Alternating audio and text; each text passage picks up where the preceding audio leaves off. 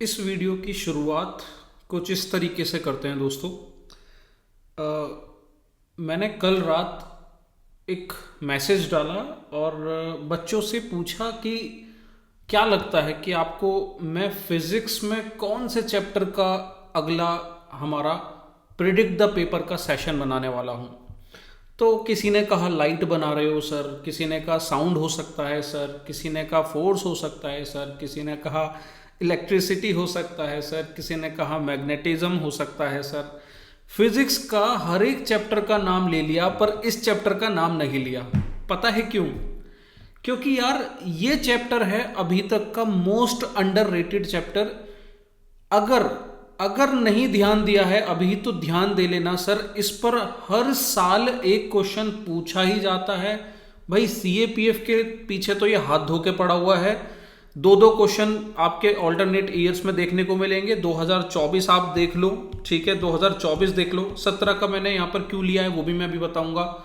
उसके बाद सीएपीएफ देखो, 24 में पूछा, 19 में दो क्वेश्चन, 21 में दो क्वेश्चन, 12 में दो क्वेश्चन, 15 10 में दो क्वेश्चन। मतलब सीएपीएफ में तो मोस्ट वांटेड क्वेश्चन है सर ये, ठीक है। और 24 में तो पूछ ही रहा है, ठीक है। एनडीए में भी पूछा, सीजीएस में पूछा, सीएपीएफ और सीडीएस में पूछा। जय हिंद मेरे प्यारे दोस्तों, मेरे आप सभी का फिर से एक बार स्वागत करता हूं एक और शानदार टॉपिक के साथ। टॉपिक का नाम है sir electromagnetic waves, EMV, electromagnetic waves. भाई किसी ने शायद कोई बच्चा रहा होगा जिसने ये टॉपिक का प्रिडिक्शन किया होगा। नहीं तो हर एक बच्चा सारे फिजिक्स के चैप्टर का नाम ले रहा है और उसको यही नहीं पता कि हो सकता है कि ईएम वेव भी हो सकता है। सर क्यों नहीं पता? क्योंकि इसकी इंपॉर्टेंस नहीं पता। और मैं अभी आज इंपॉर्टेंस दिखाने बैठूंगा ना सर, सिर्फ और सिर्फ एक पेज से सर 50 से 60 क्वेश्चन मैं आपके करा दूंगा आज एक पेज से। बस बने रहना मेरे साथ इस वीडियो में। वीडियो मेरे सर वो 5-10 मिनट के खेल तो मैं यहाँ करता नहीं हूँ। अगर कोई कॉन्सेप्ट वाला चैप्टर है तो आपको डिटेल से समझाऊंगा, एक एक क्वेश्चन दिखाऊंगा और उसको करने के बाद ना आप परेशान नहीं होगे। मैं चीजें पूरी तैयार करके लाया हूं सर। ये एक टेबल आपको मिल जाएगी, ये एक टेबल मिल जाएगी आपको हमारे टेलीग्राम चैनल अचीव सीएपीएफ पर। पिछली कई वीडियो में बता चुका हूं, टेलीग्राम चैनल जाकर ज्वाइन कर लेना, वहां पर मैं इसे शेयर कर दूंगा। ये कैरेक्टरिस्टिक का ये पूरा एक पेज है, इससे ही बहुत सारे क्वेश्चंस आपको दिखा दूंगा। उसके बाद ये पूरा एक स्पेक्ट्रम है इलेक्ट्रोमैग्नेटिक्स का। और सर ये है हमारा मतलब एकदम माइंड ब्लोइंग पेज। ये है हमारा असली खिलाड़ी आज का, जिससे एक पेज से सर मैं आपको 60 क्वेश्चन दिखाऊंगा। 60 क्वेश्चन सिर्फ इस एक पेज से, आपको मजा आ जाएगा सर, ठीक है। तो ये चीज समझ में आई, सीएपीएफ का मोस्ट वांटेड है। अब यहां पर आप देखोगे मैंने 2017 को क्यों रखा हुआ है 2024 में। सर ये जो डिस्कशन हम लोग कर रहे हैं, ये जो सीरीज चल रही है प्रिडिक्ट द पेपर सीरीज, इसमें ये हमारा तीसरा एपिसोड है। पहला हमने सॉइल, दूसरा एपिसोड क्लाउड और इस बार तीसरा मैं साइंस लेकर आया हूं आपके सामने, ठीक है। होलिस्टिकली कवर करेंगे, सारे सब्जेक्ट कवर करेंगे। मैं यहां पर यह दिखाना चाह रहा हूं कि सर आप देखो हम जो ये कर रहे हैं प्रिडिक्ट द पेपर वाली जो सीरीज है उसका फायदा क्या है। सर यहां देखो एनडीए 2017 में एक क्वेश्चन आता है एनडीए 2017 में कि which one of the following waves carries the maximum energy photon. कौन सी वेव मैक्सिमम एनर्जी फोटोन को कैरी करती है, ठीक है। अब मैं यहां आंसर की डिस्कशन पर नहीं जा रहा हूं। मैं ये 2017 की चीज ना आपको 2024 में, जिसे आपने कहा था कि सबसे टफेस्ट एग्जाम था, बिल्कुल था, पर वहां उम्मीद की किरण दिखाते हुए आपको मैं यहां दिखा रहा हूं कि क्वेश्चन हूबहू रिपीट होता है कि which one among the following has the largest energy photon, X ray, UV, visible, infrared. आप देख रहे हो सर, बिल्कुल चीजें वही रिपीट हो रही है ना। मैक्सिमम एनर्जी पर फोटोन पूछ रहा है और यहां लार्जेस्ट एनर्जी पर फोटोन। तो सर ये प्रिडिक्ट द पेपर सीरीज हवा में बातें नहीं करने के लिए बनाई है, ये बनाई है बिल्कुल चीजों को प्रूफ के साथ दिखाकर वहां पर एक स्मार्ट गैसिंग करने की, ठीक है, एक स्मार्ट एनालिसिस करने की।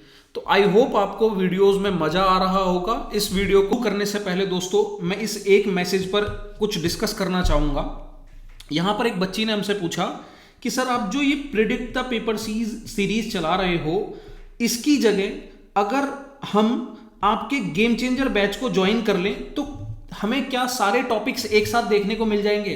सर आपको पता होगा paper predict the paper series में मैंने आपको 50 टॉपिक्स आपको कमिट किए हैं कि मैं आपको लाकर दूंगा, जिसमें कभी क्लाउड आपको देखने को मिल रहा है, तो कभी आपको सॉइल देखने को मिल रहा है, तो कभी कोई टॉपिक, तो कोई एक अरेंजमेंट नहीं है यहां पर वहीं दूसरी तरफ अगर मैं बताऊं दोस्तों, गेम चेंजर हमारा एक प्रोग्राम चलता है, आप में से बहुत लोगों को शायद इसके बारे में नहीं जानकारी, उसमें सारे ही टॉपिक आपके subject wise, topic wise, previous year questions के साथ, कंक्लूजन वीडियो के साथ अलाइंड करके दिए जाते हैं। तो सर अगर आप ये प्रिडिक्ट द पेपर सीरीज देख रहे हो और अगर आप गेम चेंजर में नहीं हो, तो आपके लिए ये गेम चेंजर समझना बहुत जरूरी हो जाता है कि ये क्या है। मैं आपका सिर्फ 2 मिनट लूंगा और समझाऊंगा गेम चेंजर क्या है। सर ये आपके एग्जाम की पूरी कहानी बदल सकता है, आपके सिलेक्शन की कहानी बदल सकता है। ध्यान से समझना ये है क्या गेम चेंजर। ये है गेम चेंजर सीरीज। यहां पर आपको हम प्रीवियस ईयर क्वेश्चंस के थ्रू आपकी प्रिपरेशन कराते हैं। अब अगर मैं आपको सीधे पॉइंट पर लेकर जाऊं, आपको यहां क्या देखने को मिलता है? सर आपको हर एक सब्जेक्ट उसके लेक्चर के साथ, उसके प्रीवियस ईयर क्वेश्चंस के साथ, उसके नोट्स के साथ, वो सारी चीजें जो आप प्रिडिक्ट द पेपर सीरीज देखते हो ना सर, वो सारा कंटेंट मैं यहीं से तैयार करता हूं। अब आप जैसे देखोगे ये इकोनॉमिक्स है आपका, ठीक है। इसके बाद मैं आपको दिखाता हूं ये आपका ज्योग्राफी है। अब ज्योग्राफी में आपको ध्यान होगा, मैंने आपको सॉइल टॉपिक तैयार कराया था, सॉइल टॉपिक।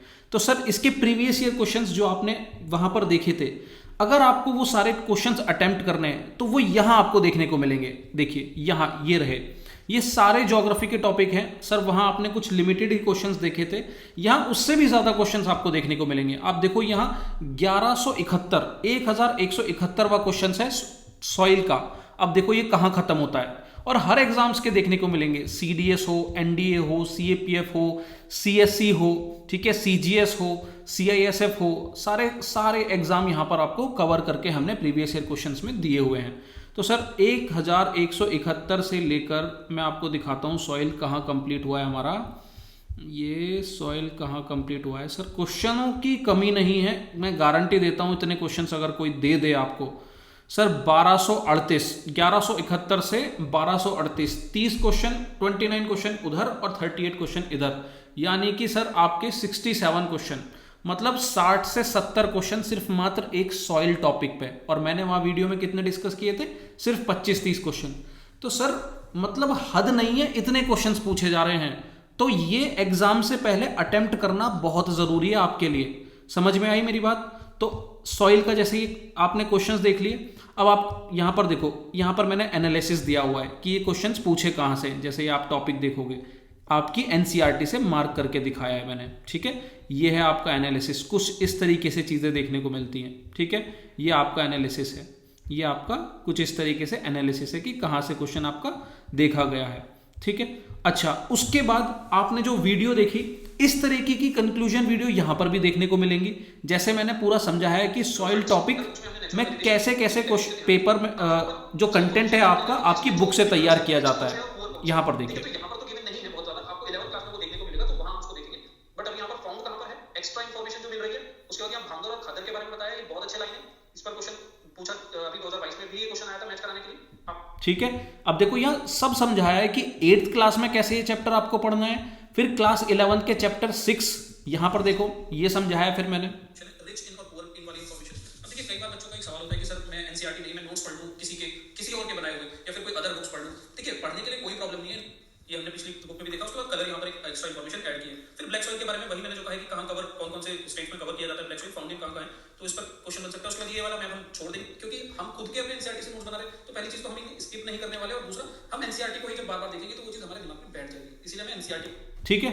अब सर यहाँ पर एक और शानदार चीज मैं आपको बताता हूँ कि सिर्फ ये ही नहीं, इसमें आपको नोट्स भी देखने को मिलेंगे सर, आपको नोट्स भी देखने को मिलेंगे, क्योंकि इसके भी दो स्टेटमेंट वो लोग बना कर देते हैं। तो rich in potash, adequate proportion of phosphoric acid and lime, और पुअर किसमें है? नाइट्रोजन एंड फास्फोरस, ये आपको ध्यान रखना है। उसके बाद कुछ आपको बेसिक पॉइंट्स देखने को मिलेंगे जो कभी कभार राम एक सॉइल भी कहा जाता है, ये भी आपको ध्यान रखना है। ब्लैक सॉइल हो गया, उसके बाद रेड एंड येलो सॉइल में लोकेशन, यहाँ पर लोकेशन, ठीक है। सॉइल के बारे में चीजें होगी, ये जो है मैप, तो ये चीज यहाँ पर आप ध्यान रखें।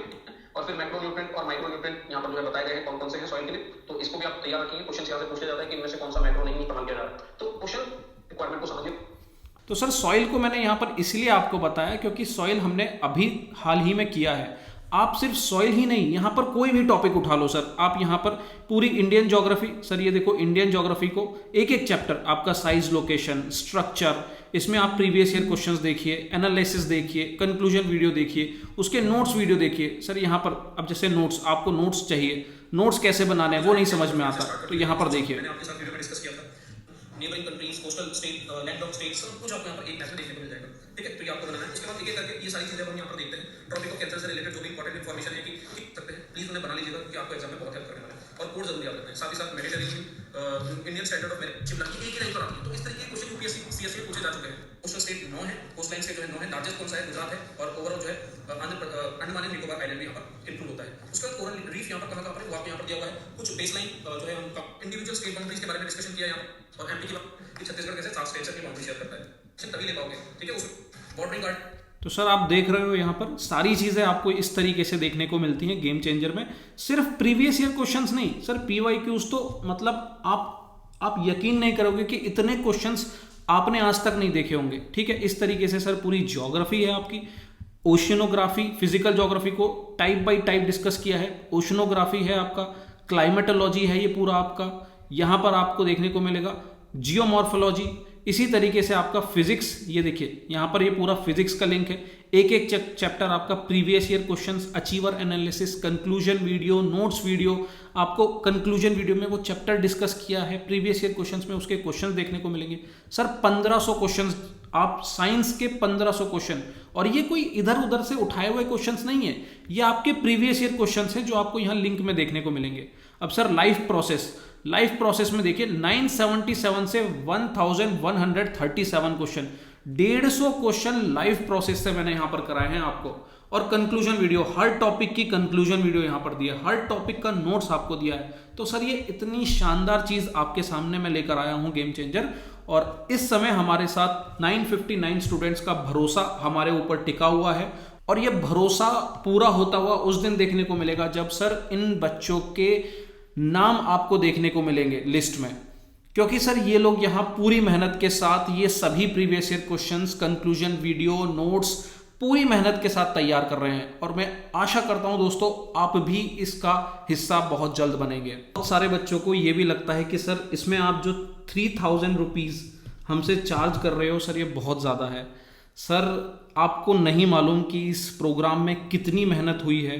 ये जो 900 स्टूडेंट्स हमारे साथ हैं सर, ये सिर्फ फीस देखकर नहीं आए हैं, ये कंटेंट देखकर आए हैं। तो सर इसीलिए इस कोर्स की फीस इतनी रखी हुई है।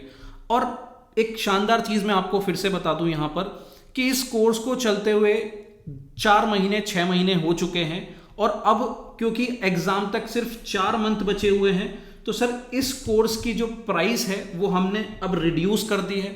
अब इस कोर्स में आपको 3000 रुपये नहीं देने हैं, फ्लैट 50% का ऑफ। सर फ्लैट 50% का ऑफ अगर आप इस वीडियो को देखने के बाद जा रहे हो कोर्स को परचेज करने, वहां पर जाकर बोल देना कि रे सर ने कहा है कि 3000 नहीं देना, सिर्फ और सिर्फ 1500 रुपये देकर आप इस प्रोग्राम का पार्ट बन सकते हो। सॉरी सर, आपको लग सकता है कि सर क्या आप डिस्कशन के बीच में कोर्स परचेज करने लग रहे हो, कोर्स बेचने लग रहे हो। सर मैं कोर्स नहीं बेच रहा, मैं सिलेक्शन बेच रहा हूं। आपको नहीं पता कि इस कोर्स की रिक्वायरमेंट आपको कितनी है। 1500 मायने नहीं रखते सर, मैं इस कोर्स को फ्री भी रख सकता हूं, पर प्रॉब्लम यह है कि सर आप जो ये एनालिसिस देख रहे हो इसको बनाने के लिए मैं भी दिन रात लगा हुआ हूं। मैंने भी अपना करियर सिर्फ इसे ही दे रखा है, इसे ही बना लिया है। तो सर मुझे भी सरवाइव करने के लिए कुछ आपकी मदद चाहिए होगी। तो इसीलिए सर मैं नहीं चाहता कि आपका सिलेक्शन सिर्फ और सिर्फ क्वालिटी, कंटेंट और इन सभी प्रैक्टिस की वजह से रुके। आप इसे सिर्फ और सिर्फ आज इस वीडियो को देखने के बाद 1500 रुपए में 1500 रुपीज में जाकर खरीद सकते हैं, और मोर देन 10,000 क्वेश्चंस का फायदा आप अपनी प्रिपरेशन में उठा सकते हैं। तो चलिए दोस्तों अब शुरू करते हैं हमारे डिस्कशन को, आगे बढ़ते हैं हम लोग भी। अब हम लोग बिना देरी के शुरू करते हैं दोस्तों।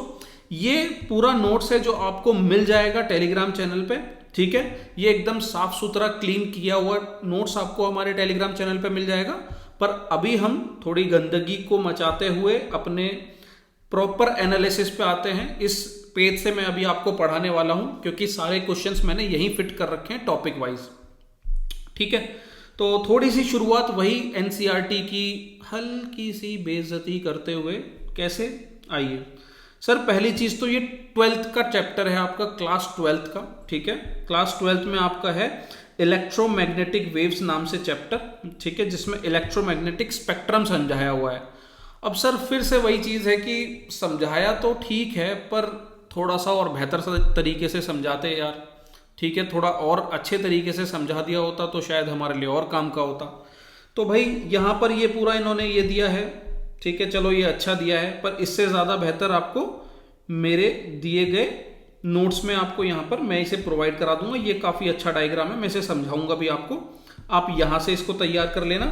उसके बाद इन्होंने रेडियो वेव्स, माइक्रोवेव्स, ठीक है, इंफ्रारेड्स, इनमें आप जो हाईलाइटेड पार्ट देख रहे हो ना, ये सब मैंने पढ़ लिया है। और इसको एक टेबल में, जो तरीका होता है पढ़ने का, एक टेबल कंपैरिजन वाली, जैसे यहाँ पर भी इन्होंने बना के दी है, वो मैंने यहाँ पर तैयार कर ली है। ठीक है, ये मैं आपको दे दूंगा। और ध्यान रखो, हमेशा जब भी आपको सेशन की पीडीएफ चाहिए वो आपको टेलीग्राम चैनल पर मिलेगी, और वो 1000 व्यूज जितना जल्दी होंगे उतना जल्दी आपको मिलेगी। 1000 व्यूज होने से पहले आप नहीं मांगेंगे। ठीक है, 1000 व्यूज हो जाएंगे वैसे ही आपको ये जो है सेशन की पीडीएफ मिल जाएगी। ठीक है, चलो आइए, तो ये जो चीजें हैं दोस्तों मैंने यहां पर सारी रीड कर ली हैं। ये सारी चीजें मैंने रीड कर ली हैं और इसको तैयार कर लिया है हमारे इधर। ठीक है, इधर तैयार कर लिया। अब ना देखो, सबसे पहले ना मैं आपको ना कैरेक्टरिस्टिक समझाने वाला हूं इलेक्ट्रोमैग्नेटिक वेव्स की। सीधे नोट्स में से पढ़ाना शुरू करता हूं। एनसीईआरटी में से मजा उतना आएगा नहीं, चीजें उतनी बेहतरीन तरीके से दी नहीं हुई हैं यार। सबसे पहले characteristics of the electromagnetic waves. भाई ये जो पॉइंट आपके सामने मैंने हाईलाइट किया ना, इनको रट डालो, एकदम रट डालो। क्वेश्चंस बहुत शानदार बन रहे हैं, और अगर बन गया इस पे क्वेश्चन तो आपसे सॉल्व नहीं होगा अगर आपने ध्यान नहीं दिया। ठीक है, एक तो याद रखो कि electromagnetic waves are the transverse in nature. ठीक है, ये ट्रांसवर्स नेचर की होती हैं। ठीक है, देखो दो टाइप की वेव होती है, एक होती है लॉन्गिट्यूडनल और एक होती है ट्रांसवर्स वेव। अब ये जो डिफरेंस है ना, मैं आगे पीवाईक्यू के हिसाब से ही आपको वहां पर समझाऊंगा। बस अभी याद रखो कि ये ट्रांसवर्स वेव नेचर की है। ठीक है, oscillates are perpendicular to direction of the propagation. तो जब भी वेव जो है ना परपेंडिकुलर प्रोपेगेट होती है तो उसे ट्रांसवर्स कहते हैं, और जब वो पैरेलल होती है तो उसे लॉन्गिट्यूडनल कहते हैं। आगे मैं समझा दूंगा इसको, तो ये याद रखना भाई, रट लेना इसको। दूसरा है कि do not require a medium. भाई इलेक्ट्रोमैग्नेटिक वेव्स को ना मीडियम नहीं चाहिए। ठीक है, ये ट्रेवल करती है वैक्यूम में। अब इसी पॉइंट पर ना बहुत क्वेश्चन दिखा दूंगा मैं भी आपको। तो जैसे साउंड को मीडियम चाहिए होता है, पर इलेक्ट्रोमैग्नेटिक वेव्स को नहीं चाहिए कोई medium. Travel at the speed of light. भाई लाइट की रफ्तार से ट्रेवल करती हैं, 3 × 10⁻⁻ मीटर पर second in vacuum. Carry energy and momentum. ठीक है, मोमेंटम और एनर्जी कैरी करेगा, एक्सर्ट करेगा प्रेशर को। Consist of electric and magnetic field. ठीक है, इलेक्ट्रिक और मैग्नेटिक फील्ड को कंसिस्ट करेगा, इसीलिए इसको बोलते हैं electromagnetic waves. Clear. Wave equation को ओबे करेगा। Speed equals to wavelength into frequency.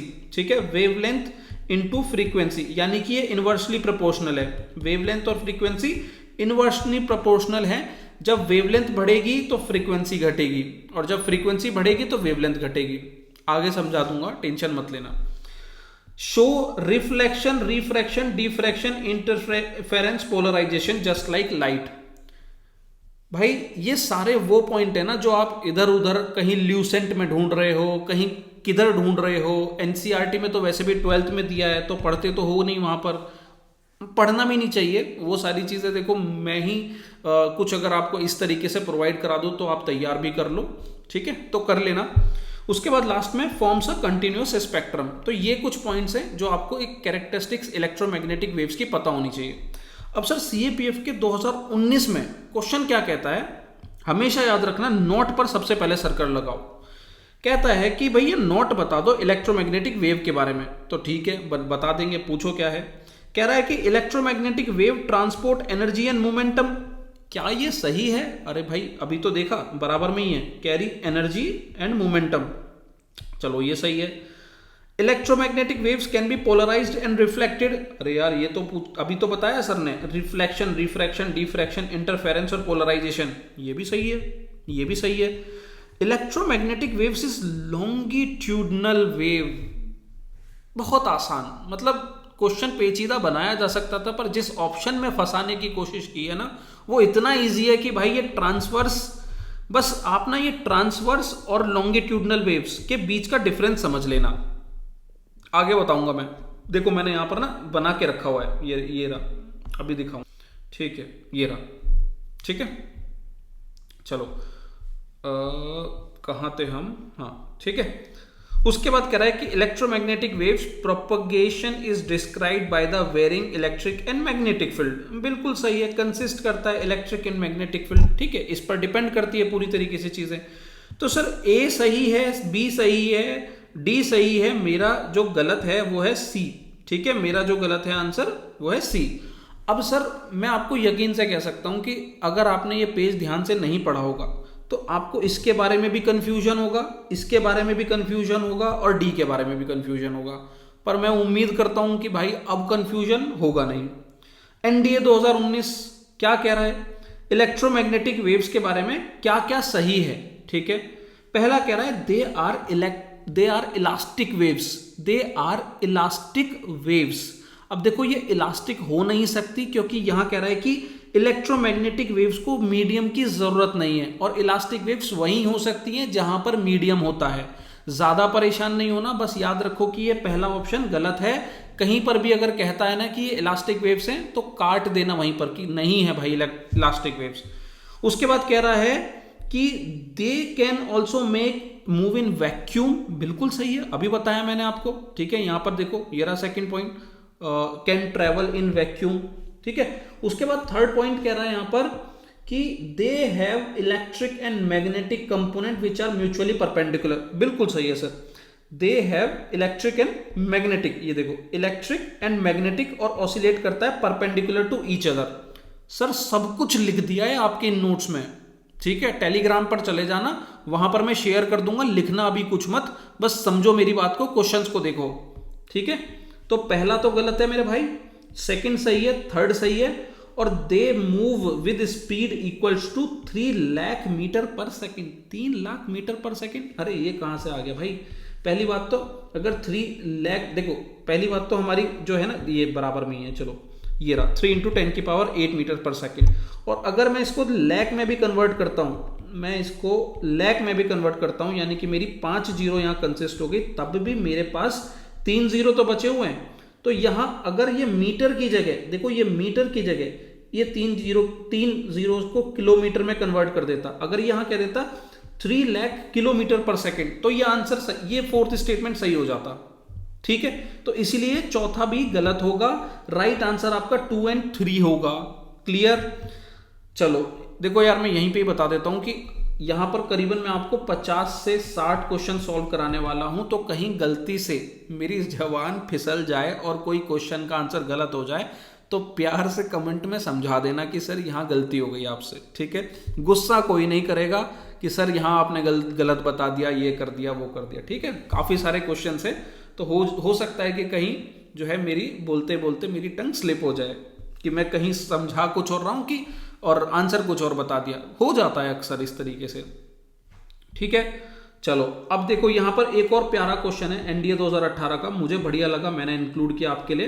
कह रहा है कि 3 वेव्स दे दी, इलेक्ट्रोमैग्नेटिक, साउंड और वाटर वेव, तीनों दे दी, और कह रहा है कि इसमें से कौन सी है जो प्रॉपर्टी रखती हैं एक साथ। अब एग्जिबिट रिफ्लेक्शन, देखो रिफ्लेक्शन है, मैंने इलेक्ट्रोमैग्नेटिक में भी बताया और इन दोनों में भी होगा, याद रखना। एनर्जी बिल्कुल कैरी करते हैं, प्रेशर एक्सर्ट बिल्कुल करते हैं, they can travel in vacuum. अब देखो इलेक्ट्रोमैग्नेटिक तो वेव वैक्यूम में ट्रेवल कर रही है, पर साउंड वेव वैक्यूम में ट्रेवल नहीं करती, वाटर वेव वैक्यूम में ट्रेवल नहीं करता। तो इसीलिए इसका आंसर ना 1 2 3 होगा कि ये जो 3 पॉइंट है ना, ये जो 3 चीजें हैं, ये तीनों, इन तीनों में इलेक्ट्रोमैग्नेटिक हो, साउंड हो या वाटर हो, तीनों में एग्जिस्ट करता है। पर ये वैक्यूम वाला पॉइंट सिर्फ इलेक्ट्रोमैग्नेटिक के लिए सही है, बाकियों के लिए सही नहीं है, इसीलिए इसका आंसर 1 2 3 होगा। तो भैया ये वाला जो टेबल है ना, देखो अभी जो आगे ये सब करोगे ना आप, ये बहुत आसान है, ये वाली जो चीजें हैं ये तो मैं आपको अभी झट से करा दूंगा। जो थोड़ा सा मुश्किल होता है ना याद करना, समझना या फिर अंडरस्टैंड करना, वो ये वाला ये पेज है। इस पेज को तैयार कर लेना, दिमाग में सेट कर लेना, बाकी इसको मैं पेज को प्रोवाइड करा दूंगा अपने टेबल पे। कुछ चीजें हैं ना, कुछ ऐसी चीजें होती हैं जो बार बार आदमी भूल रहा होता है या फिर बहुत जरूरी होती हैं, उनको ना अपनी जो डेस्क है, अपनी टेबल है, उसके सामने एकदम पेस्ट कर लो। उम्मीद करता हूं कि क्लाउड का जो मैंने आपको दिया था वो पेस्ट कर लिया होगा अभी तक, ठीक है। क्लाउड मैंने आपको टेलीग्राम पर पेज दिया था 1 पेजर, ठीक है। तो अब ये भी मैं आपको दे दूंगा। चलो इलेक्ट्रोमैग्नेटिक स्पेक्ट्रम, भाई ये वाला इमेज भी मिल जाएगा, इसको भी याद कर लेना, ठीक है। पूरा एक सीक्वेंस है इलेक्ट्रोमैग्नेटिक स्पेक्ट्रम का। शुरुआत होती है हमारी ऊपर से। देखो एक बार हल्का सा बनाना सिखा देता हूं, क्योंकि ये ना भी आपको बहुत बहुत दिक्कत देगा देखो बहुत दिक्कत देगा अगर नहीं समझेंगे इसको। तो सबसे ऊपर आपका गामा आ जाता है, ये रहा। उसके बाद आ जाता है आपका एक्स रेज, उसके बाद आ जाता है वॉयलेट रेज, उसके बाद आ जाता है विजिबल लाइट, उसके बाद इंफ्रारेड, उसके बाद माइक्रोवेव्स और उसके बाद रेडियो वेव्स, ठीक है। G X U V I M R, ये इसका एक कोड है। Gamma, X rays, UV rays, visible light, infrared, microwaves और रेडियो वेव्स, ठीक है। ये क्लियर है। अब मेरे भाई बस मैं आपको 3 चीजें बताऊंगा, वो 3 चीजें याद रखना, बस ये 3 चीजें याद रखना। कौन कौन सी 3 चीजें सर बता दो जल्दी, क्या क्या बताने वाले हो। ये देखो, एक याद रखो वेवलेंथ,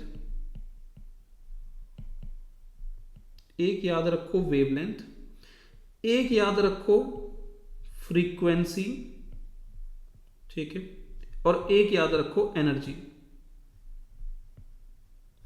ये 3 चीजें हैं, बस ये 3 चीज आपको याद रखनी है। ये 3 चीज हैं जो आपको याद रखनी है, ठीक है।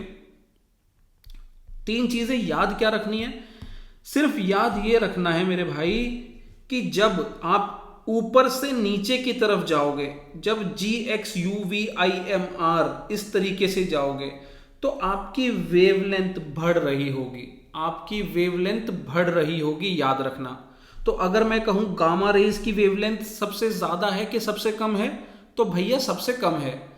नीचे रेडियो वेव्स की सबसे ज्यादा है, ठीक है। पहली चीज आपने याद रखी। दूसरी चीज याद रखना, जब आप फ्रीक्वेंसी के जब आप यहां पर नीचे से ऊपर आओगे तो फ्रीक्वेंसी आपकी बढ़ेगी, याद रखना। फ्रीक्वेंसी बिल्कुल वेवलेंथ का उल्टा चलती है फ्रीक्वेंसी। अगर गामा की वेवलेंथ ज्यादा है, सॉरी, अगर गामा की वेवलेंथ कम है, ठीक है, वेवलेंथ तो गामा रेज की कम है, तो इसकी फ्रीक्वेंसी सबसे ज्यादा होगी, ठीक है। वहीं एनर्जी की अगर मैं बात करूं सर, एनर्जी, तो एनर्जी फ्रीक्वेंसी के डायरेक्टली प्रोपोर्शनल है। तो जैसे जैसे फ्रीक्वेंसी ज्यादा बढ़ रही है ऊपर जाते हुए, वैसे ही एनर्जी बढ़ रही है। तो ये मेरा चार्ट ना बस आप याद रखना कि ऊपर जाते हुए फ्रीक्वेंसी और एनर्जी बढ़ेगी और वेवलेंथ घटेगी, ठीक है। तो अगर मैं गामा के लिए बनाऊं, अगर मैं गामा के लिए पूछूं कि वेवलेंथ इसकी ज्यादा होगी या कम होगी, तो आप कहोगे सर कम होगी। अगर मैं कहूं गामा के लिए फ्रीक्वेंसी ज्यादा होगी कि कम होगी, तो आप कहोगे सर कम होगी। अगर मैं कहूं एनर्जी गामा की क्या होगी, कम होगी या ज्यादा होगी, तो आप कहोगे सर ज्यादा होगी, ठीक है। इसको याद रखना, बस यही खेल अब हम यहां खेलेंगे। आ जाओ मेरे साथ एक एक करके क्वेश्चंस में, ठीक है। अब देखो, सबसे पहले तो आपको यह समझना है कि इलेक्ट्रोमैग्नेटिक वेव्स कौन कौन सी हैं, ठीक है। कौन कौन सी वेव्स जो है, रेज जो है, आपका इलेक्ट्रोमैग्नेटिक नेचर शो करती हैं। तो अभी मैंने आपको बताया code G X U V I M R, ठीक है, इसको याद रखना, G X U V I M R, ठीक है। अब इसमें पूछ रहा है कि कौन सी जो है इलेक्ट्रोमैग्नेटिक नेचर नहीं शो करती है। देखो भाई, इलेक्ट्रोमैग्नेटिक नेचर शो करता है सिर्फ, आपको मैं यहां पर बता देता हूं, एक्स रेज और गामा रेज, ठीक है। ना तो ये कैथोड करता, ना ही ये बीटा करता, ठीक है। पर वही है कि इनके साथ एक्स रेज लगा हुआ है तो ये आंसर नहीं हो सकता, इसके साथ गामा लगा हुआ है तो ये नहीं हो सकता। सी आंसर यहाँ पर नॉट पूरी तरीके से गलत होगा, क्योंकि यहाँ दोनों ही जो ऑप्शन दे रखे हैं वो दोनों ही इलेक्ट्रोमैग्नेटिक नेचर शो नहीं करते। ठीक है, यहां पर दोनों ही होगा। उसके बाद अब यही क्वेश्चन ना यहां पर नॉट हटा के पूछ लिया, यहां पर नॉट हटा के पूछ लिया, कह रहा है कि which one of the following pair of rays is electromagnetic in nature, कौन सी जो है रे इलेक्ट्रोमैग्नेटिक नेचर की है। तो मैंने क्या बोला कि देखो गामा होगा, ठीक है, पर बीटा तो नहीं है, यहां पर एक्स होगा पर कैथोड नहीं है, यहां अल्फा और बीटा तो है ही नहीं, तो आंसर है एक्स रेज और गामा रेज। डी ऑप्शन हमारा बिल्कुल राइट आंसर है, एक्स रेज और गामा रेज। तो अगर जब नहीं पूछ रहा था तो अल्फा बीटा आंसर है, और अगर जब पूछ रहा है कि है कौन सी इलेक्ट्रोमैग्नेटिक है तो एक्स रेज और गामा रेज। क्लियर। अब अगर 4 ऐसी रेज दे देता है और कहता है कि कौन सी इलेक्ट्रोमैग्नेटिक नेचर की नहीं है, तो सर इंफ्रारेड है, गामा है, एक्स है, कैथोड नहीं है। भाई शुरुआत थोड़ा सा आसान क्वेश्चनों से कर रहा हूं, एक सिस्टम लेकर चल रहा हूं कि चैप्टर भी समझा दूं और पीवाईक्यूज भी करा दूं, बस समझ के चलना। क्वेश्चन बहुत आते हैं यहां से, ठीक है। इतने क्वेश्चन आपके फोर्स और कह लीजिए दूसरे जो फिजिक्स के चैप्टर होते हैं ना वहां से नहीं आते जितने यहां से आ जाते हैं, और 12वीं 11वीं का चैप्टर है, छोड़ के जाओगे अगर ध्यान नहीं दोगे तो, ठीक है। इसीलिए मैंने अपनी प्रायोरिटी लिस्ट में ये चैप्टर रखा है। अब देखो यहां क्या कह रहा है कि which of the following wave does not belong to the category of other 3। Note पर सर्कल करो, कौन सी बिलोंग नहीं कर रही। एक्सरे भाई इलेक्ट्रोमैग्नेटिक है, माइक्रो इलेक्ट्रोमैग्नेटिक है, रेडियो भी है, साउंड वेव नहीं होगी, तो ये हमारा डी हो गया। उसके बाद कौन सी नहीं है यहाँ पर इलेक्ट्रोमैग्नेटिक, भाई लाइट है, रेडियो है, साउंड है, माइक्रो साउंड नहीं है, सॉरी साउंड तो अभी हमने यहाँ पर गलत किया है, तो साउंड हमारा नहीं होगा इलेक्ट्रोमैग्नेटिक, ठीक है। तो हमारा सी आंसर हो गया।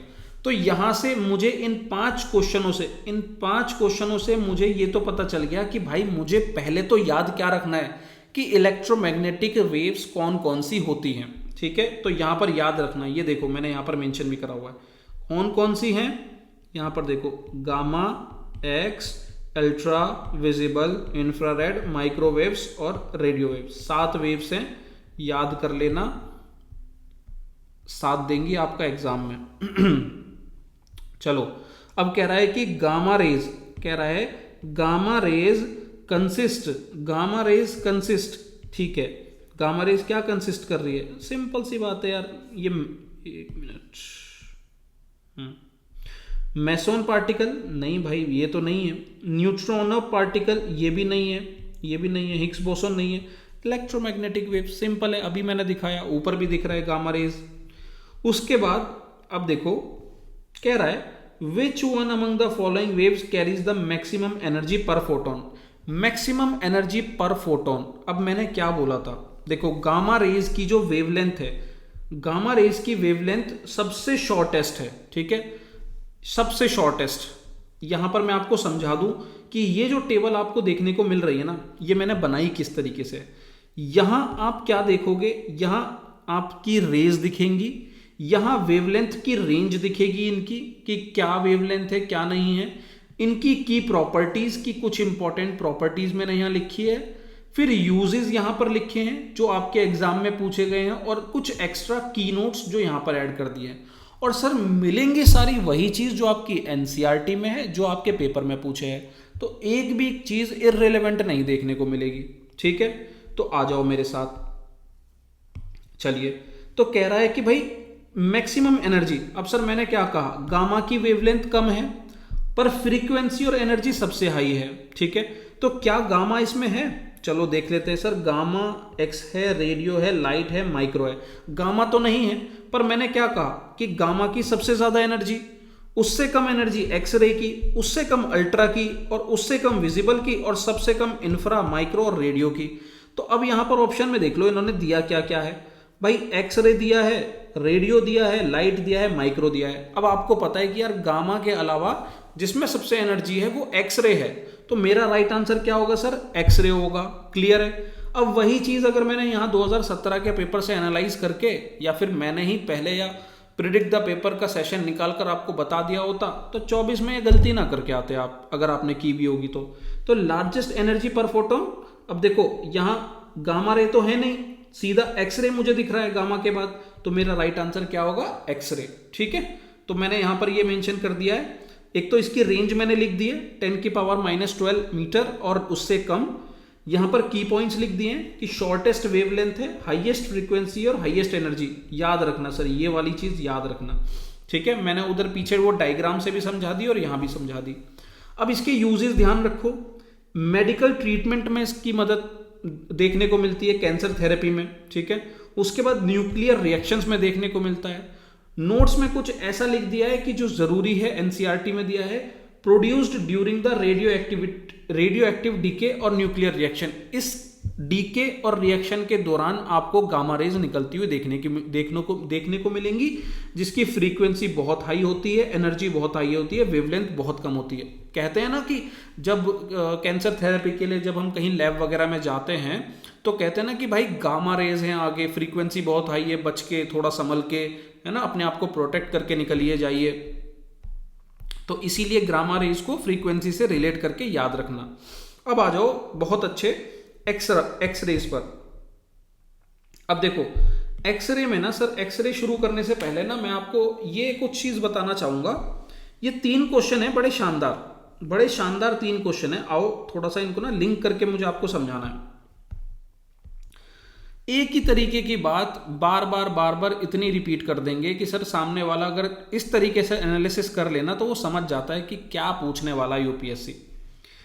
कह रहा है कि कौन सा स्टेटमेंट बता दो एक्सरे का करेक्ट नहीं है, यहां पर कौन सा स्टेटमेंट। तो सर मैं देख लेता हूं। X ray are longitudinal waves. Sir पहली लाइन में वो गलती इन्होंने फिर से कर दी, जो अभी मैंने पीछे सीएपीएफ 2019 में बताई थी कि यार ये जो वेव्स हैं वो लॉन्गिट्यूडनल नहीं है, वो ट्रांसवर्स वेव हैं। तो ट्रांसवर्स वेव हैं, ये सही है। इलेक्ट्रोमैग्नेटिक वेव्स है, ये सही है। और X ray do not require a medium to propagate. ठीक है, ये भी बिल्कुल सही है। इनको कोई मीडियम थोड़ी ना चाहिए प्रोपोगेट के लिए, ये तो वैक्यूम में प्रोपोगेट करती हैं। तो सही है, डी भी सही है हमारा। चलिए अब यहां पर देखो क्या कह रहा है कि which one among the following with regard to ultra violet rays is not correct. यहां पर एक्सरे के बारे में पूछ रहा था, नॉट करेक्ट। यहां अल्ट्रा वायलेट के बारे में पूछ रहा है। ठीक है, पर पूछेगा वही सारी बातें, वही ऑप्शन होंगे इसके जो यहां पर है। देखो यहां पर ध्यान से समझो, कह रहा है कि it is an electromagnetic wave. Sir देखो यही वाला स्टेटमेंट यहां दे दिया। कह रहा है it can travel through vacuum. अब सर जो डी स्टेटमेंट थोड़ा सा घुमा के दिया था, यहां सीधा दे दिया इसने कि it can travel through vacuum, बिल्कुल सही है। और सी स्टेटमेंट कह रहा है कि इट इज लॉन्गिट्यूडनल वेव, फिर वही गलती कर दी। ये बार बार ना लॉन्गिट्यूडनल पे अपनी जो है ना दम तोड़ जाते हैं, मतलब सारी गलती यहीं कर जाते हैं। तो नोट में हमारा सी ऑप्शन आ गया, वही गलती यहां थी, वही गलती यहां है। और लास्ट में कह रहा है कि it's wavelength is shorter smaller than visible length. सही है सर, विजिबल लाइट से कम है, क्योंकि मैंने आपको क्या बताया था, GX UVIMR। तो नीचे जब जाएंगे तो वेवलेंथ बढ़ेगी। तो अब यहां पर अल्ट्रावायलेट रे है, ये वाला है अल्ट्रावायलेट, तो इसकी वेवलेंथ किससे कह रहा है, विजिबल लाइट से, नीचे वाले से, तो कम होगी। ऑब्वियस सी बात है कि सर U की कम होगी, V की ज्यादा होगी। बिल्कुल ठीक है, डी ऑप्शन भी। तो मेरा C जो है गलत है। अब आगे देखते हैं। अब देखो यहां कह रहा है कि ये CGS का पेपर का क्वेश्चन है। कह रहा है कि which one of the following statement not true regarding the infrared radiation. अब इंफ्रारेड पर आ जाओ।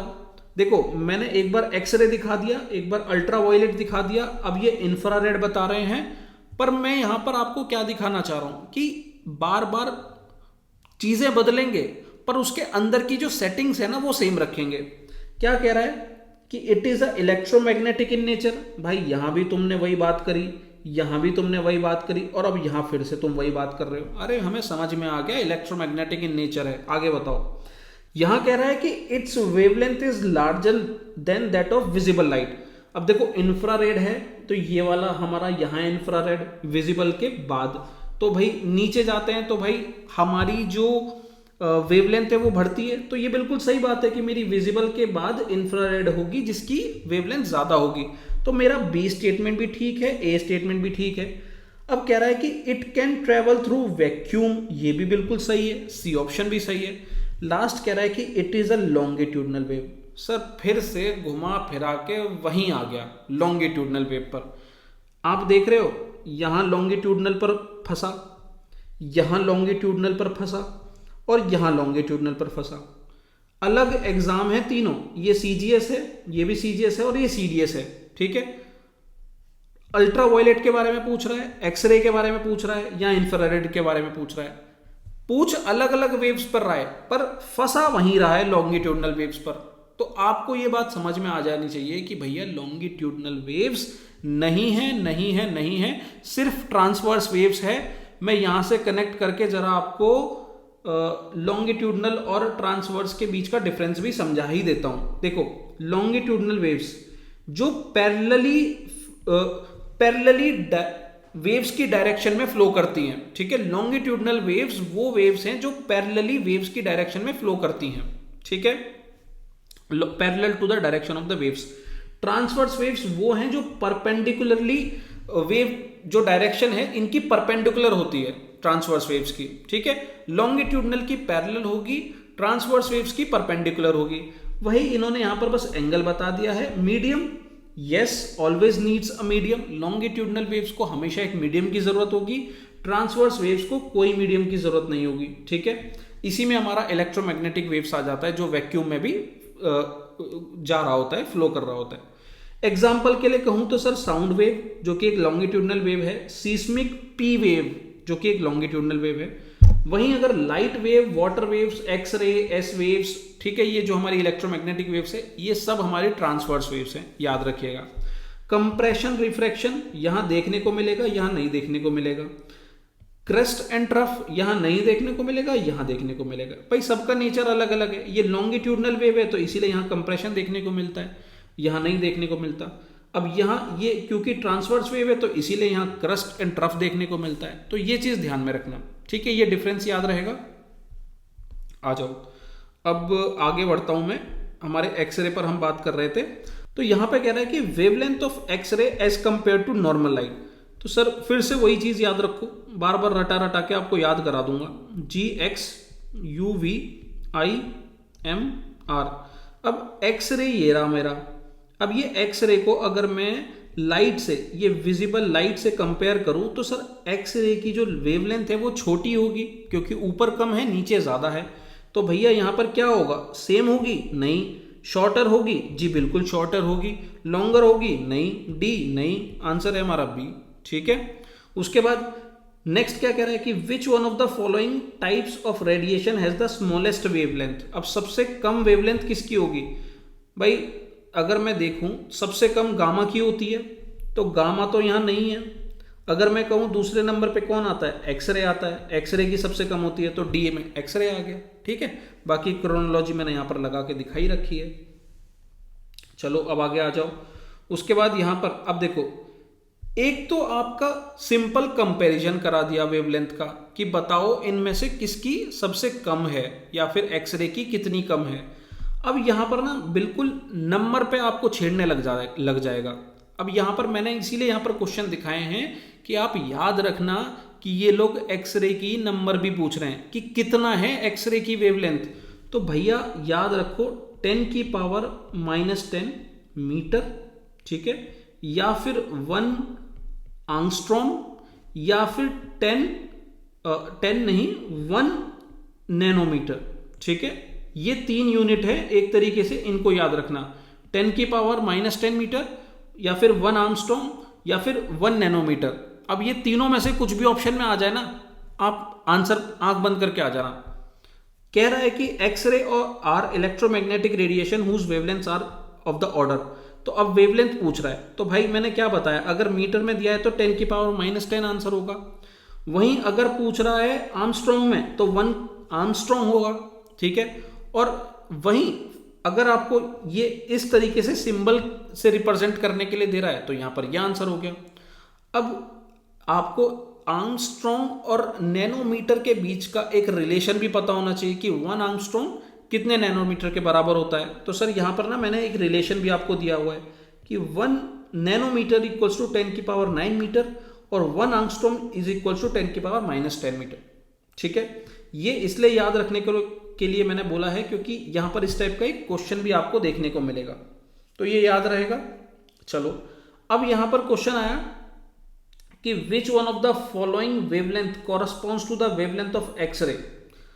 अब यहां पर एनडीए 2022 में वेवलेंथ पूछ रहा है एक्सरे की। अब यहां न्यूटन मीटर में पूछ रहा है, ध्यान रखना, सॉरी नैनोमीटर में पूछ रहा है, नैनोमीटर में, ठीक है, नैनोमीटर इसकी यूनिट है। तो नैनोमीटर के अकॉर्डिंग कितना होगा सर, इसका आंसर 1 नैनोमीटर होगा, ठीक है, 1 नैनोमीटर। मैंने आपको ऊपर बताया ना, ये 3 याद रखो, 10⁻⁻10 मीटर, 1 आर्मस्ट्रॉन्ग और 1 नैनोमीटर, ठीक है, क्लियर है यहाँ।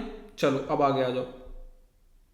अब सर देखो, ये सर मैंने ना पूरा चार्ट बनाया हुआ है, उसमें जो प्रॉपर्टीज लिखी हुई है ना, उसके बेसिस पे आपको यहाँ पर प्रीवियस ईयर क्वेश्चन दिखा रहा हूँ। तो अब यहाँ पर की प्रॉपर्टीज पे आ जाओ, इनकी एक्सरेज की प्रॉपर्टीज। तो अब सर यहाँ के शानदार, यहाँ पे और भी शानदार क्वेश्चन है, बड़े शानदार क्वेश्चन है।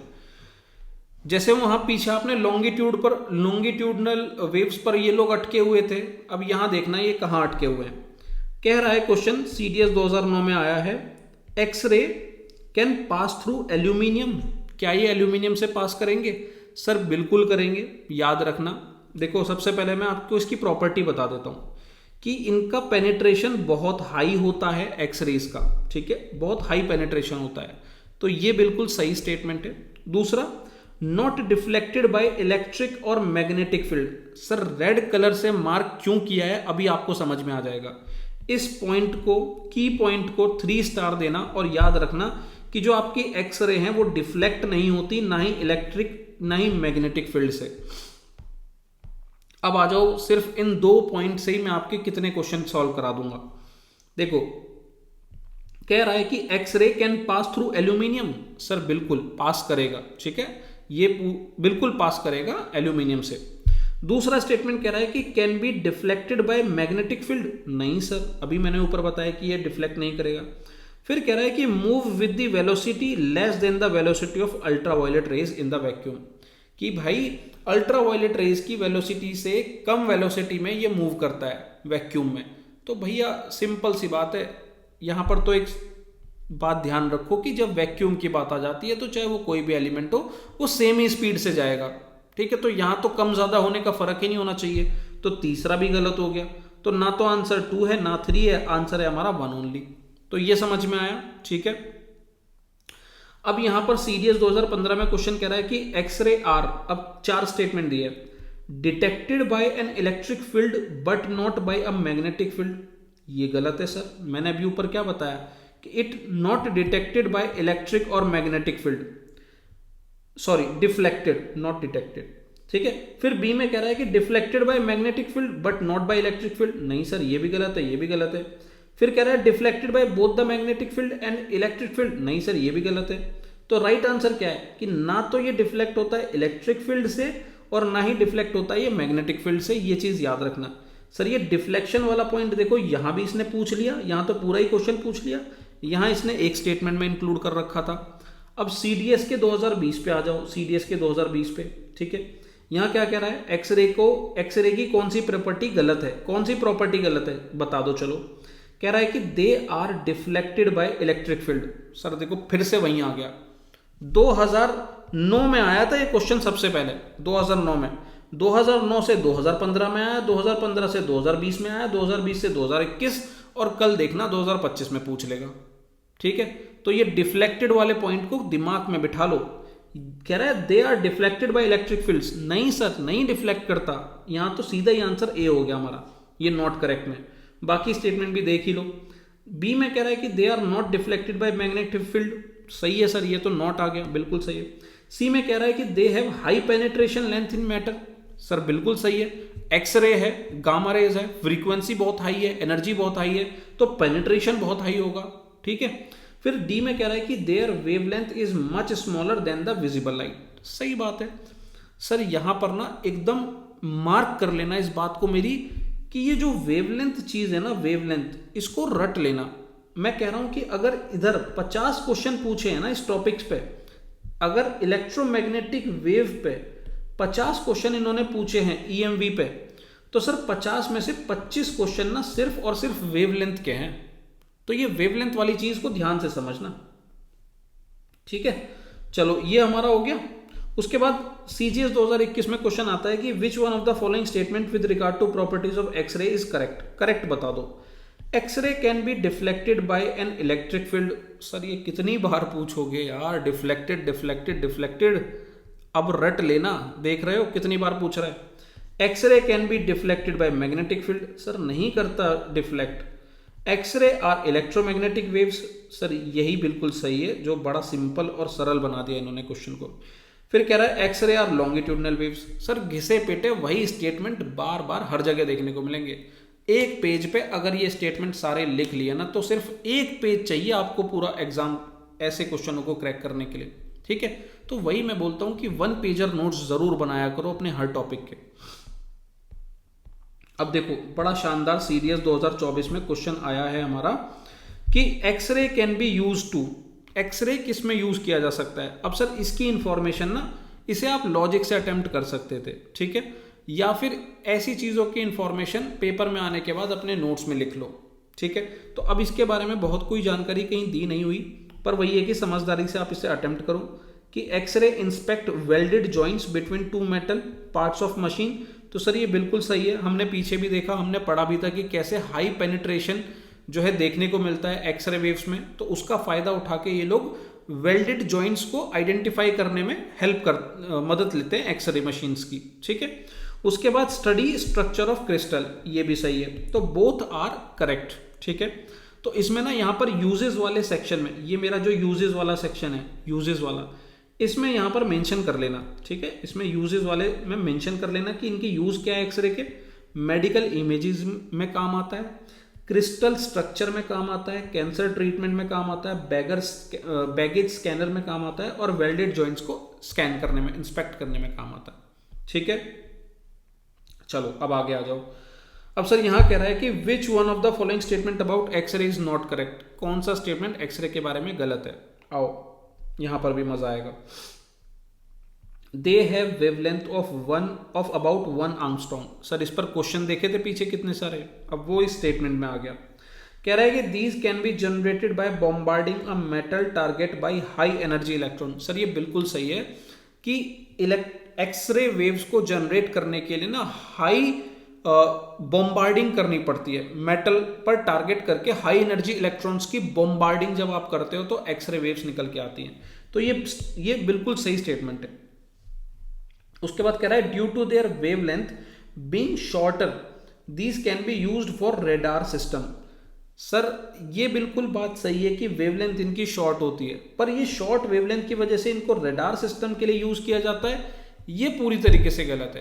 क्योंकि जो रेडार सिस्टम है ना, वो आपका एक्सरेज में नहीं आता, वो आपका कहां आता है, वो आपका माइक्रोवेव्स में आता है, माइक्रोवेव्स में रेडार सिस्टम, ठीक है। तो गलती पकड़ ली यहां पर हमने आसानी से। 2023 का क्वेश्चन है, जाने मत देना ऐसे क्वेश्चन। फिर एक क्वेश्चन कह रहा है कि व्हेन एक्सरे आर प्रोड्यूस्ड, जब एक्सरे प्रोड्यूस्ड होती है तो क्या हीट जनरेट होती है, एब्जॉर्ब होती है, या रिमेन कांस्टेंट होती है, या लाइट निकल के आती है, क्या होता है। तो ध्यान रखना, मैंने यहाँ ऊपर मेंशन कर दिया है, नोट्स आपको मिल जाएंगे। कह रहा है कि जो एक्सरे है वो जनरेट किया जाता है by bombarding a metal target by high energy electron. तो ये तो मैंने अभी आपको बताया कि भाई इलेक्ट्रॉन को बॉम्बार्ड किया जाता है एक मेटल प्लेट पर, ठीक है। बॉम्बार्डिंग करते समय ना सर एक्सरे जो है प्रोड्यूस करता है हीट, बहुत ज्यादा हीट जनरेट होती है उस समय, ठीक है, बहुत ज्यादा हीट जनरेट होती है। तो यहां पर जो राइट आंसर होगा, heat is generated at the target, heat is generated at the target. Clear. चलो नेक्स्ट वाला है ये क्वेश्चन। अब सर ये वाला आपको ध्यान होगा, मैंने पहले ही डिस्कस कर लिया, लॉन्गिट्यूडनल वेव्स वाला, यहां पर ये गलत है, यहां पर इसका ट्रांसवर्स वेव होना चाहिए था। तो ये मेरा एक्सरे, जिस पर सबसे ज्यादा क्वेश्चन आपको देखने को मिल रहे होंगे, ठीक है, सबसे ज्यादा क्वेश्चन अगर आए हैं तो वो इस एक्सरे पर आए हैं। अब नेक्स्ट पर आ जाओ, मेरा अल्ट्रावायलेट। यहां पर कह रहा है कि which one of the following statement with regard to ultraviolet light is not correct. Ultraviolet light के बारे में क्या गलत है। It is an electromagnetic wave, ठीक है, इलेक्ट्रोमैग्नेटिक वेव है, बिल्कुल सही है। It can travel through vacuum, ये भी सही है। इट इज लॉन्गिट्यूडनल वेव, फिर से वही चीज लॉन्गिट्यूडनल वाली, क्या यार कितनी बार पूछोगे, ठीक है। उसके बाद कह रहा है कि which one of the following type of radiation has the shortest wavelength, सबसे शॉर्टेस्ट वेवलेंथ। तो सर मैंने क्या कहा था, ऊपर से जब आप आओगे गामा रेज सबसे शॉर्टेस्ट, तो भाई गामा मुझे कहीं दिख रहा है, नहीं दिख रहा। फिर आता है एक्स रेज, एक्स रेज तो एक्स रेज मुझे कहीं दिख रहा है, नहीं दिख रहा। फिर क्या आता है G X U V, U V U मतलब अल्ट्रावायलेट, तो अल्ट्रावायलेट मुझे कहीं दिख रहा है, अरे सर ये रहा अल्ट्रावायलेट, यही है सबसे कम वाला, ठीक है।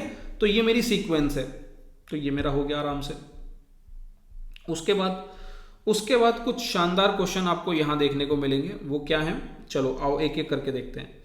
इंफ्रारेड है, विजिबल है, अल्ट्रावायलेट है, डिफरेंट प्रॉपर्टीज है, कौन सा स्टेटमेंट जो है यहां पर इनके बारे में गलत है, ठीक है, कौन सा स्टेटमेंट है। तो पहले तो समझो कि बात किस बारे में हो रही है। हर किसी केस में बात हो रही है इनकी वेवलेंथ के बारे में, यहां भी वेवलेंथ, यहां भी वेवलेंथ, यहां फोटोन एनर्जी के बारे में, यहां फोटोन एनर्जी के बारे में। तो वही बात है कि वेवलेंथ का इन्वर्सली प्रोपोर्शनल होगा एनर्जी, जिसकी वेवलेंथ ज्यादा होगी उसकी जो एनर्जी है वो कम होगी।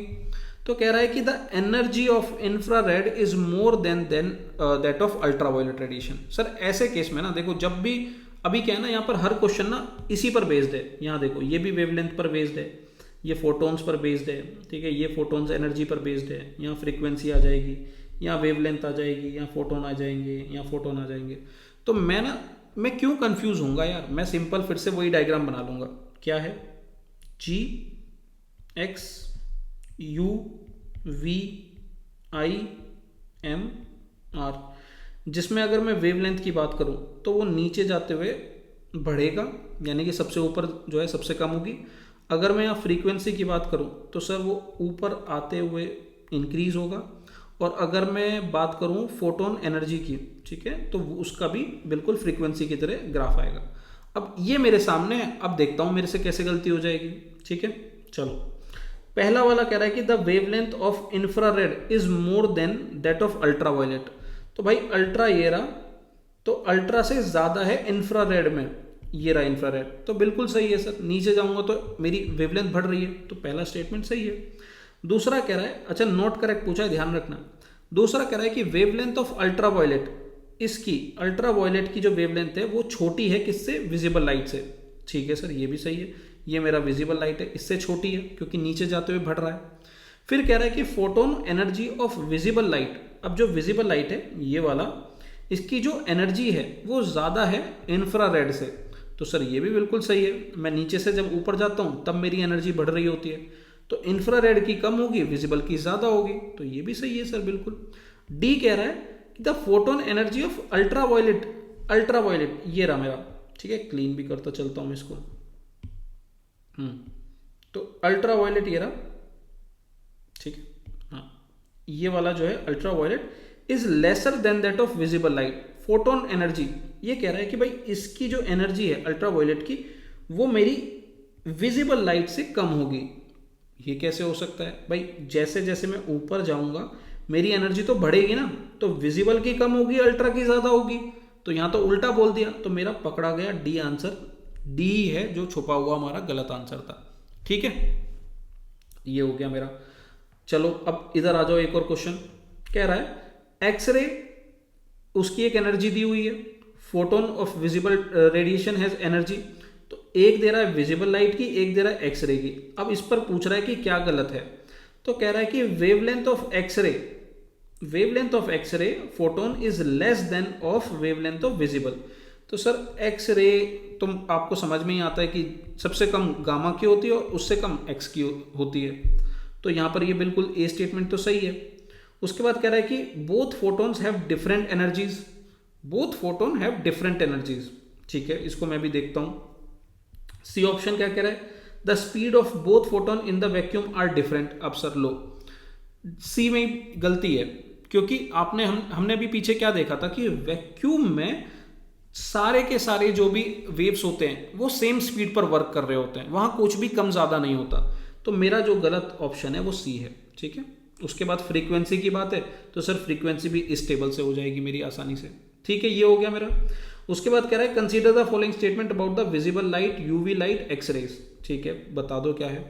कह रहा है कि wavelength of visible light is more than that of X rays. Wavelength of visible light, अब ये मेरा विजिबल लाइट है, इसकी वेवलेंथ ज़्यादा है एक्सरेज से। सर बिल्कुल सही है, नीचे जा रहा हूँ तो बढ़ रही है। फिर कह रहा है कि द एनर्जी ऑफ एक्सरेज, अब जो एक्सरे की एनर्जी है इसकी एनर्जी हाइयर है यूवी लाइट से, इसकी एनर्जी हाइयर है यूवी लाइट से। सर बिल्कुल सही है, एनर्जी ऊपर जाते हैं तो बढ़ती है। उसके बाद लास्ट में कह रहा है कि the energy of UV light, अब ये यूवी लाइट है, इसकी एनर्जी जो है कम है विजिबल लाइट से, ये विजिबल लाइट से कम है। सर वही गलती जो यहाँ पे करी थी ना इस वाले स्टेटमेंट में, वही सेम गलती यहाँ करके दे दी थर्ड में, तो इसीलिए हमारा राइट आंसर यहाँ पर 1 और 2 होगा सिर्फ और सिर्फ। देखो भाई एक एक क्वेश्चन ना थोड़ा कर करके इसलिए भी बता रहा हूँ क्योंकि आपको अप्रोच पता होनी चाहिए, ठीक है। अभी फिर रटने लग जाओगे तो पेपर में फिर गलती कर दोगे। तो बस ये डायग्राम ऐसा बना लिया एग्जाम में, हमारा काम हो गया, ठीक है। चलो अब यूजेस, अब अल्ट्रावायलेट के यूजेस पे आ जाओ। अब क्वेश्चन क्या है, the most familiar form of radiant energy in sunlight that causes tanning and sunburning. जब भी आपको टैनिंग और सनबर्निंग जैसी पॉइंट्स पर फोकस कराएगी यूपीएससी तो याद रखना वो अल्ट्रावायलेट रेडिएशन की बात कर रही है, ठीक है। जब भी यूपीएससी मैग्नेटिक रेडिएशन जब भी बात करेगी क्या कि which one of the following electromagnetic radiation in the sunlight is considered to be the main cause of skin cancer, जब भी वो इन स्किन कैंसर की बात करेंगे तो वो बात कर रहे हैं अल्ट्रावायलेट रेज की, ठीक है। उसके बाद विच one of the following wave is use for detecting forgery in currency notes, currency notes में धोखाधड़ी अगर रोकनी है, ठीक है, डिटेक्ट करनी है तो अल्ट्रावायलेट रेज की मदद से हो पाएगा। तो इनको आपने यहां पर अपने नोट्स में ऐड कर लिया कि causing tanning and sunburn, detects forgery, currency notes. अच्छा ये आपको याद होगा जब भी आप कभी बैंक वगैरह कहीं जाते होंगे तो आपने देखा होगा कि नोट को ब्लू कलर की लाइट से ये लोग चेक करते हैं कई बार, तो उससे ना मतलब डिटेक्ट किया जा सकता है आपके कि नोट वो असली है या नकली है, ठीक है। लास्ट में हमारा स्किन कैंसर इसका जो है यूज है, मतलब इफेक्ट है, ठीक है। फिर एक क्वेश्चन है आपका कि melanin is the natural pigment that gives colour to human skin, hair and the iris, it provides protection against, किसके अगेंस्ट प्रोटेक्शन देता है ये, अल्ट्रावायलेट रेडिएशन के, ठीक है। तो ये हमारा मैंने यहां पर पॉइंट ऐड कर दिया, melanin in skin protects against UV radiation. चलिए अब आगे आ जाओ विजिबल लाइट पे। अब देखो विजिबल लाइट में ना इन्होंने ना थोड़ा सा क्वेश्चन यहां पर एक तो इस पर पूछना शुरू कर दिया। याद रखना कि इसकी रेंज याद रखनी है आपको 400 नैनोमीटर से 700 नैनोमीटर, ठीक है।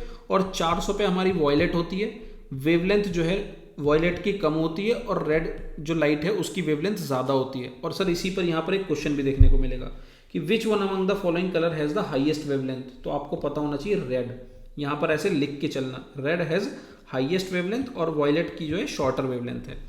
अब इन वैल्यूज पर भी क्वेश्चन पूछ रहा है। सर देखो सीडीएस के 2017 में पूछ रहा है, क्या पूछ रहा है कि भाई 200 नैनोमीटर, 500 नैनोमीटर, 1000 नैनोमीटर, 3 वैल्यू दे दी है और कह रहा है कि मुझे बताओ कि विजुअल सेंसेशन ह्यूमन आई का कौन सी रेंज में होगा।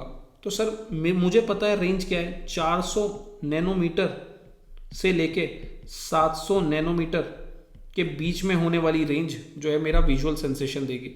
तो भाई 400 और 700 के बीच में क्या है, सिर्फ और सिर्फ 500 ही है, ठीक है, उसके अलावा तो कुछ नहीं बैठ रहा, तो मेरा राइट आंसर हो गया। उसके बाद कह रहा है what is the approximate wavelength of violet, violet light की अप्रोक्सीमेट वेवलेंथ पूछ रहा है। तो सर क्या होगी, 0.7 म्यू या 6 या 5 या 4, तो सर दिख रहा है 4 न्यूटन मीटर को बस इन्होंने यूनिट से बदल दिया है, तो 4 न्यू एम हो गया हमारा आंसर, ठीक है। अब आपको पता होना चाहिए विजिबल लाइट एक इलेक्ट्रोमैग्नेटिक वेव है, तो वो यहाँ पर पूछ रहा है कि visible portion of electromagnetic spectrum light है, light waves are electromagnetic waves, ठीक है। बहुत सिंपल है, बहुत सरल है, बस आपको एक बार ध्यान देना है। तो यहाँ मैंने आपको बता दिया रेड है। उसके बाद सेम चीज वही यहाँ पर पूछ रहा है कि नॉट करेक्ट बताओ, कह रहा है कि longest wavelength of the light visible to human eye is about 700 newton metre, newton याद आ रहा है बात, नैनोमीटर, ठीक है। लॉन्गेस्ट वेवलेंथ जो है 700 नैनोमीटर है विजिबल लाइट का, क्योंकि अभी आपने देखा ना 400 से 700 है ये विजिबल लाइट के, तो ज्यादा पे 700 है और कम पे 400 है, जिसपे वॉयलेट है और ज्यादा पे रेड है, ये याद रखना। फिर कह रहा है शॉर्टेस्ट 400 है, बिल्कुल सही है। फिर कह रहा है कि the wavelength of gamma is longer than the X rays, कर दी ना गलती, वेवलेंथ ऑफ गामा, भाई गामा की वेवलेंथ एक्स रेज से कम होगी, क्योंकि वेवलेंथ नीचे जाते हैं तो घटती है, सॉरी बढ़ती है, तो एक्स की ज्यादा होगी, गामा की कम होगी। सी इज नॉट करेक्ट। ठीक है, चलो आगे बढ़ो।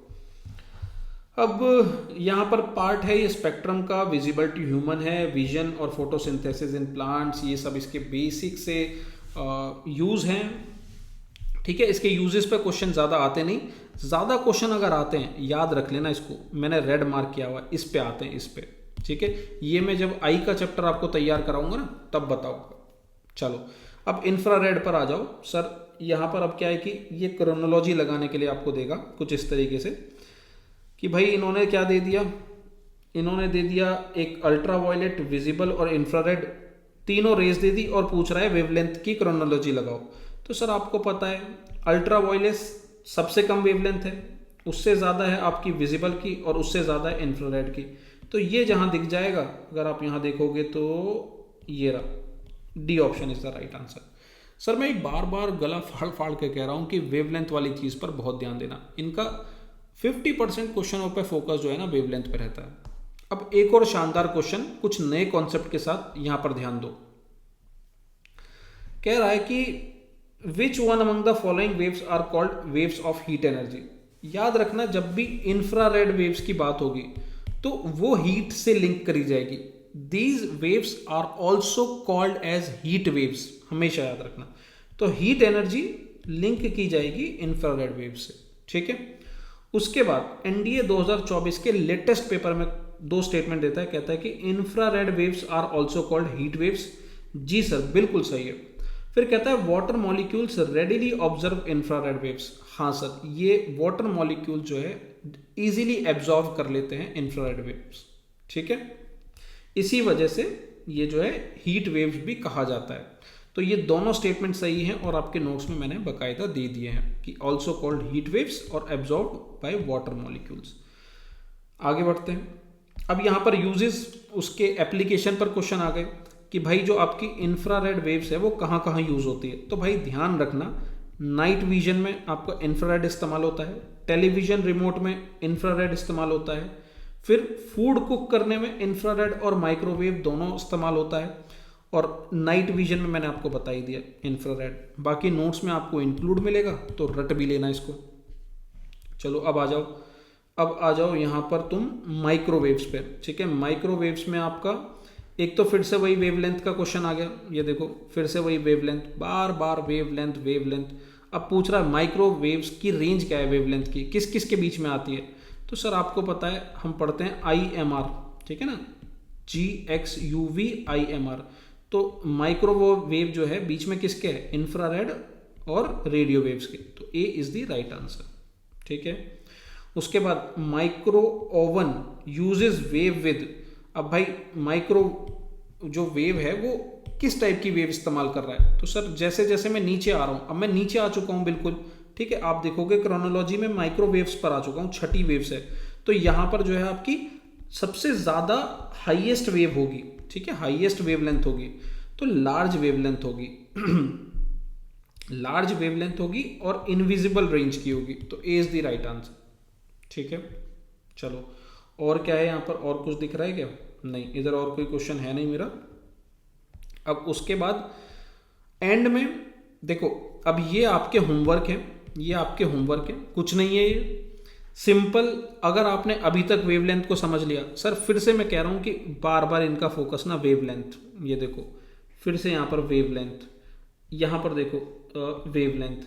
अब जितना भी हमने सब कुछ पढ़ा है उसको ना क्रोनोलॉजी से लगवाएगा कि भैया इनकी वेवलेंथ के बेसिस पे से क्रोनोलॉजी से लगा दो। तो वही मैं आपको फिर से कोड बताऊंगा, GXUVIMR। इसको याद रखो, G की सबसे कम, X की उससे ज़्यादा, U की उससे ज़्यादा, V उससे ज़्यादा, I उससे ज़्यादा, M सबसे ज़्यादा और रेडियो की सबसे ही ज़्यादा। इसी को क्रोनोलॉजी में ध्यान में रखो, आपका आंसर बन जाएगा। ठीक है, चलो आगे बढ़ते हैं। अच्छा, यहाँ पर एक चीज़ मैं आपको क्लियर कर दूं कि इस 2023 में इन्होंने एक चीज़ और ज़रूरी दी है, रेडियो वेव्स जो कि दो टाइप में डिवाइडेड रहती है, एक आपकी AM वेव्स, एक आपकी FM। ठीक है, जहाँ पर इसका यूटिलाइज हो रहा है। तो अगर मैं इन दोनों में अगर ये लोग कंपेयर करने को बोल रहे हैं वेवलेंथ में, ठीक है, यहाँ पर जैसे इन्होंने दिया है कि यूज्ड फॉर एफएम रेडियो या यूज्ड फॉर एएम रेडियो, ठीक है। अब देखो ये तो सबको पता है कि विजिबल में कम है, उससे ज़्यादा इंफ्रा में है, उससे ज़्यादा माइक्रो में, तो ये तो हमें भी पता है और ये भी जानते हैं पेपर बनाने वाले। पर ये कंफ्यूज कहाँ कर रहे हैं हमें, ये कंफ्यूज कर रहे हैं यहाँ पर यूज्ड फॉर एफएम में या एएम में या यूज्ड फॉर एएम में या एफएम में। तो इसमें याद रखना दोस्त कि एएम की वेवलेंथ ज़्यादा है और एफएम की वेवलेंथ कम है, इसको याद रख लेना, ठीक है, इसको याद रख लेना। मैंने यहाँ पर इसको बना के भी दे दिया है, एएम में ज़्यादा है, एफएम में कम है, ठीक है। और लास्ट में हमारा सैटेलाइट कम्युनिकेशन पर क्वेश्चन आ गया है, जो कि radio wave is the right answer. तो सर ये है आपका कंप्लीट इलेक्ट्रोमैग्नेटिक वेव्स। उम्मीद करता हूँ आपको ये एनालिसिस अच्छा लगा होगा। सर बहुत मेहनत लगती है ये एनालिसिस बनाने में, आपको नहीं पता कि इस समय टाइम क्या हो रहा है। मेरा सुबह का 5:30 बजे का अलार्म बज रहा है और रात से सर सोया नहीं हूँ, इसी पर काम कर रहा हूँ। काफ़ी सारी चीज़ें आपके लिए लेकर आया हूँ। टेलीग्राम पर डेली की क्विज़ेस चल रही हैं, ये वीडियोस चल रही हैं, और भी मेरे इनिशिएटिव हैं जो आपको एग्ज़ाम तक मुझे लेकर आने हैं, ठीक है। पूरी कोशिश है सर, पूरी मेहनत है कि इस बार आपके एग्ज़ाम तक कोई कमी ना छोड़ी जाए, कोई कसर ना छोड़ी जाए। बस आपसे एक ही रिक्वेस्ट है कि सर अगर वीडियो कहीं भी अच्छी लगती है तो सर उसे लाइक ज़रूर करें। कमेंट अगर आपको लगता है कि कमेंट करना चाहिए तो ज़रूर करें। और एक सबसे ज़रूरी चीज़ सर कि इस चैनल को और ज़्यादा अपने दोस्तों के साथ शेयर करें, क्योंकि जितना आप अपनी प्रोग्रेस चाहते हैं उतना हम भी अपनी प्रोग्रेस चाहते हैं, ठीक है। बाकी मेहनत मेरी तरफ से पूरी होती रहेगी, आप अपनी तरफ से करिए। यही था दोस्तों आज का एनालिसिस। टेलीग्राम अचीव CAPF पर ज्वाइन कर लेना, ये जो इमेज है मैं वहीं शेयर कर दूंगा। उम्मीद करता हूँ आपको ये सेशन बहुत अच्छा लगा होगा। मिलते हैं फिर और एक अच्छे सेशन के साथ अगले वीडियो में।